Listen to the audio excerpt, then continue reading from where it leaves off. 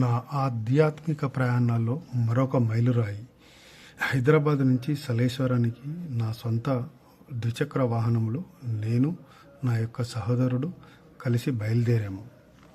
మార్గమధ్యంలో మంచి అందాలను చూసుకుంటూ డిండి యొక్క ప్రవాహము, డిండి యొక్క సరస్సు, అలాగే మార్గమధ్యంలో కొండలు, గుట్టలు, అమరాబాద్ అందాలు, శ్రీశైల కొండల యొక్క అందాలను తిలకించుకుంటూ ముందుకు సాగింది మా యొక్క ప్రయాణం. మన్ననూరు నుంచి అమరాబాద్కు అడవి మార్గం స్టార్ట్ అయింది. ఇది అమరాబాద్ దగ్గర అడవి యొక్క ప్రాంతము. ఇక్కడ నుంచి దట్టమైన అడవిలోకి పోయే మార్గము ఇది. ఇక్కడికి రెగ్యులర్గా ఎవరిని ఎలో చేయరు, ఓన్లీ సలేశ్వర సీజన్ స్టార్ట్ అయినప్పుడు మాత్రమే. ఈ సలేశ్వర సీజన్లో కింద ఒక బేస్ క్యాంప్ ఉంటుంది. ఆ బేస్ క్యాంప్ దగ్గర కొన్ని షాపులు, కొంతమంది వర్తకులు వాళ్ళు ఉన్నారు. అక్కడి నుంచి మా యొక్క ప్రయాణం మొదలుపెట్టాము సలేశ్వర లింగమయ్యను దర్శించుకోవడానికి. కొంతమంది వాలంటీర్లు అక్కడక్కడ కనిపిస్తూ ఉంటారు. కఠినాత్మకమైన ఈ రహదారి నుంచి కొండలను, గుట్టలను దాటుకుంటూ కిందికి వెళ్ళాలి. ఎటువంటి సహకారము ఎవరిది లేదు. ఈ కొండ అంచు నుంచి చూసారా, ఈ కొండ అంచు భాగాల నుంచే నడవడము, రావడము, పోవడము, రావడము రెండూ జరుగుతాయి. కొంచెమైనా ఎవరైనా తూగినా, ఊగినా కథం, అక్కడి నుంచి పడిపోవడం గ్యారంటీ. అది కాకుండా ఇక్కడ వీళ్ళు దర్శనానికి ప్రతి ఒక్కరి దగ్గర 30 రూపాయలు వసూలు చేస్తున్నారు. అయినా వాళ్ళు ఏం చేశారు? ఏమీ లేదు. అక్కడ మెయింటెనెన్స్ వాళ్ళకు చేసింది ఏమీ లేదు. గొర్రెలను, బర్రెలను వదిలిపెట్టినట్టు, కొండల గుట్టల గొర్రెలను, బర్రెలను వదిలిపెట్టినట్టు మనను ముందుకు వదిలేశారు అక్కడి నుంచి. తర్వాత ఆ కొండలు చూసారా ఎలా ఉన్నాయి? అంత నిటారుగా ఉన్నాయి.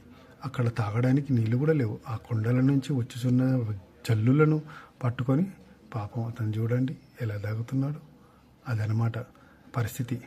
ఇక్కడ ఉన్న పరిస్థితి చాలా దారుణం. ఎటువంటి సహకారము లేదు, గవర్నమెంట్ నుంచి కూడా లేదు, అక్కడ మెయింటెనెన్స్ చేస్తున్న వాళ్ళ దగ్గర నుంచి కూడా లేదు. చూడండి ఆ రహదారి, ఓ చిన్న రహదారి, అక్కడే దిగడము, అక్కడే ఎక్కడము.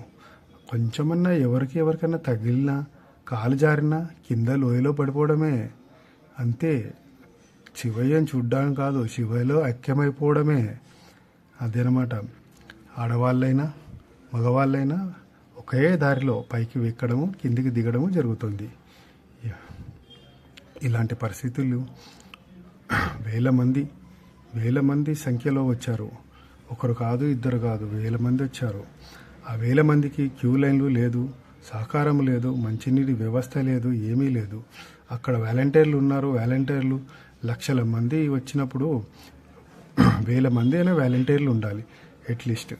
కాకపోతే అక్కడ 10ల సంఖ్యలో వాలంటీర్లే ఉన్నారు ఖాళీ.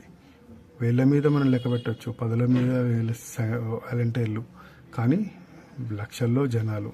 ఆ లక్షల్లో తోపులాటలో అలానే ముందుకు సాగుతూ మా యొక్క ప్రయాణాన్ని కొనసాగించాము.